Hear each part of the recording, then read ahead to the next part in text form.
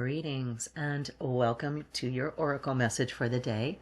I am Kat Morgan and I welcome you to this video, to this channel, and to this space. This is a place where we encourage and support each other to be our most authentic selves, to live our most authentic lives, to have that purpose and passion in us activated. So for returning friends, please get your comfy seat and your coffee, tea, whatever you would like. These readings are a little bit longer, and because we'll go through the book as well as just looking at the card and getting the image, an impression of the energy coming from the image itself before we look in the book. So that's kind of information for new friends that have never been here before, and please feel welcome in this space. If you feel so inclined to like and or subscribe to the video and channel, that would be great. It helps the YouTube algorithm help other people find these videos and find this channel. So we've been looking at Meredith Young-Sowers. I always hesitate and look at the book to make sure that I'm going to say the last two hyphenated names correctly. The Oracle Deck of the Angelic Messengers. So not angels, but angelic messengers who are coming to us through images of flowers and various parts of flowers. And today's card is number 23, which represents release. And I don't know if you're familiar with the book by Don Miguel Ruiz called The Four Agreements. If you aren't, I think everybody on the planet should read that book, in addition to a couple of others. But that book in particular, it has 4 agreements you make with yourself. And one of those is to not have any expectation of something that's going to happen in the future. No expectations of what other people may do. No expectations of how a situation or a circumstance will resolve or turn out, basically. And that's really difficult for us as humans. It's very, very normal. It's part of our survival mechanism that we anticipate what's going to happen in the future so we can plan for it, so we can make sure that we're not caught off guard by something that's going to harm us. The problem with that is that holding off of something bad is actually putting a energy and attention into looking for bad things to happen. What you're looking for, you're going to find. Plain and simple, okay? We are magnets. You don't have to worry about becoming magnetic. You are magnetic, and you're going to attract to you what you represent in that moment. So if you're coming from that place of fear, where you're hesitant about what may happen that may possibly be harmful, that's the wrong approach to life. That's not living your authentic self. Your authentic self comes from a place of love, and that place of love has no room for fear. And we've talked about this before. There's that scripture in the Bible, there is no fear in love, for perfect love casts out fear. Expectation is part of that fear, where it's not the same as we would love to see something happen that's positive. We envision, and we are told very emphatically in manifestation techniques to have a vision, a mental image of a proposed outcome that you would like to see. I have no idea what that was. My apologies. Little blip there. Anyway, that's not our job. Our job is to come from that place of love, of acceptance for ourselves, and that brings us to the place where we can accept others as they are without expectation of them either. It's not our job to be directing other people. Our jobs are to direct ourselves. So I'm not sure what the book says specifically, so let's take a look in the book, because you guys know I can go on for a while on this. I just started a new course. I'll go ahead and put a link at the end of this video. It's the only one that I'm going to put that link on besides the former one that I did before, where I had said that I was going to do it as well. But this is a course that's going to cover probably several months. Okay? It's basically my coaching class coursework. What I do for people when I'm coaching them on how to live their most authentic lives on a one-to-one basis. Your guys are going to get that from me. That coursework is started. It has started to be released, and it was just the first part of it was just released yesterday. No pun on the word release for our card image for today. But that's going to be going into detail, like nano detail, of how to live our most authentic lives and how to live our passion and our purpose. But release is part of that framework of the formula, which is from Bashar, that specifically talks about having no expectations, having no attachment to the outcome. It's a different thing than envisioning something in your mind, hanging on to it, grasping it, being afraid of losing it, being afraid of letting go. You see where I'm saying? You're coming from that place of fear. Release is critical for our authentic selves to be living our authentic lives. So, okay, let's see what it says in the book. This is an alignment card. It is number 23, and it represents release. There will be 4 sections in this reading from the book. First section is present challenge. Relinquishing struggle and accepting the truth of your angelically inspired perception. You have drawn this card to help you validate your inner feelings about the work you're already doing, want to do, or dream about creating that is your gift to humanity and the planet. This is a critical card of alignment because it calls you to accept your own guidance and a spiritual perspective to your life. This card is also calling you to recognize that you may be sinking or stuck in the quicksand of your own irrational dialogue, and it is your cue to move into the perspective of your divine nature. You are being asked to see the value in your life as, without hesitation, you give love, appreciation, and compassion to yourself and others. The angelic message is release. Do the angelic kingdoms truly influence your life? Can you reduce pain and recycle self-destructive feelings and attitudes into compassionate and self-accepting ones? The answer is unequivocally yes, although it does take consistent desire and attention to bring about long-standing change. Your spirit seeks to draw you into an awakened state because this is all that it knows. When you meditate, pray, and try to live in awareness of your divine nature and the divinity of all things, then you awaken grace and reduce struggle, no matter the physical circumstances you find yourself in.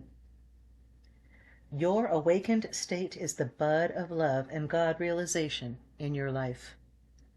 Consider the flower bud as it seeks the light of its purpose. You might wonder why it does not get confused and disoriented in making its way into life. You might imagine correctly that it has no other choice, and its life is pre-ordered to only accept its purpose. You are pre-ordered in basically the same way because you and the flower both search for the physical and spiritual light. Struggle is part of living on planet Earth. Mental struggle is initiated by spiritual awareness. When you find even momentary peace of mind, it is because you have called on your ability to accept and give love and compassion. You will have accepted that you have a Buddha nature, a wisdom mind, a Christ mind that can merge with the awareness with the other teachers, masters, avatars, to bring you into alignment with your highest self. It is only in this state of highest self that you can glimpse joy and release pain and the fear of abandonment and death. Consider this card as an affirmation of your immediate ability to claim your highest self and release the needy aspects of your life that mentally hold you prisoner. As you find ways to relax your mind and find your spirit, the perceived limitations of your mental view will slowly vanish. Accept your own wisdom, mind, and those impulses that flow to your spirit from God, impulses that you can discover through your deep intuition. Here, for your use in meditation, is a powerful mantra that will encourage the process of release and acceptance of the true nature of your divinity. I am love. I give love. I accept love. I believe in love. I extend love. I am always becoming love. Our spiritual opportunity. The guidance coming to you through this flower image helps you accept that you may find a diversity of authentic approaches to spiritual study and growth. Notice the brilliance of the healing green color as the buds gradually open to more subtle hues. These buds are symbolically your own spiritual impressions and feelings emerging from a wide variety of sources. Reading good spiritual literature, for instance, does much to awaken your own perceptions of what has merit and appeal to you. When you first hear of specific spiritual insights, interpretations, or observations, you may not accept some of them, or even any of them, as relevant for your path. If you've been raised in a particular religion, you may be tempted to feel that the only way is the authentic path to God. That there is only one way to the authentic path to God. Your guidance through this card is to keep an open mind, to observe all that crosses your path, and to sense from your heart whether what you are reading or listening to has validity for you. Wherever it is genuine, your own perception will lead you toward love, compassion, and self-understanding. Application. This card is drawing your attention to your need to believe more in yourself and in your divine guidance. When you feel discouraged, try releasing all the mental busyness by fixing your attention on one solid object or beautiful image. Hold your attention here until the mental struggle abates and you find a sense of renewal emerging within your heart. This is a simple means of reaffirming the presence of your awakened spirit and its alignment with everything else in the universe. Try writing out an affirming statement of your acceptance of guidance in your life and placing it next to or underneath this place where you are right now. An example of such a statement would be, I acknowledge my divine self and ask to live with awareness of this sublime love. Well, that's amazing. Oh my gosh. I love that reading. I'm going to read those two quotes to you again. That first one, the mantra, the love mantra. This reminds me of a comment somebody had posted on a previous video some time back. I am love, I give love. This is so powerful. If you take this opportunity to either using the image that's on this card or using a candle flame, anything else that you find that works for you, then you will have this mantra with you to do a meditation, basically. So take this image right now, and we're going to repeat this again. I am love. I give love. I accept love. I believe in love. I extend love. I am always becoming love. That is so powerful. I am love, I give love. If you just have those first two, I am love, I give love. Whenever you are feeling stressed out, caught up in the chaotic energy of whatever is going on around you, or even internally, if you're confused about something and unsure, worried, anxious, fearful, release, let go.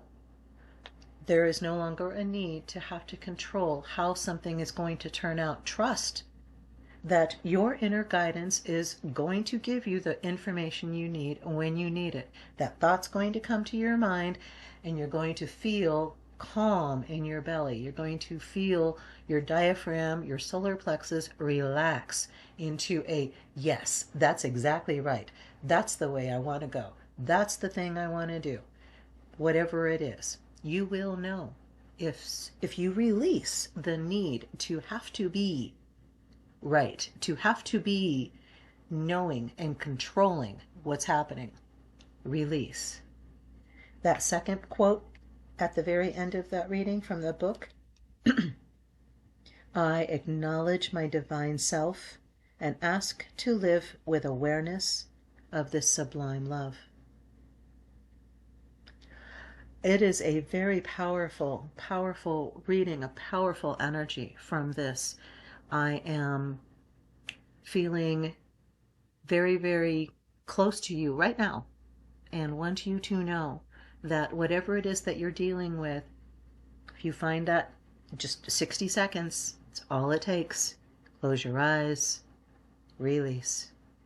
Take a deep breath, release. Release it with the exhale. Let it go. You don't have to be in control. You just have to do the right next step, and you'll know the right next step as soon as you release the need to control.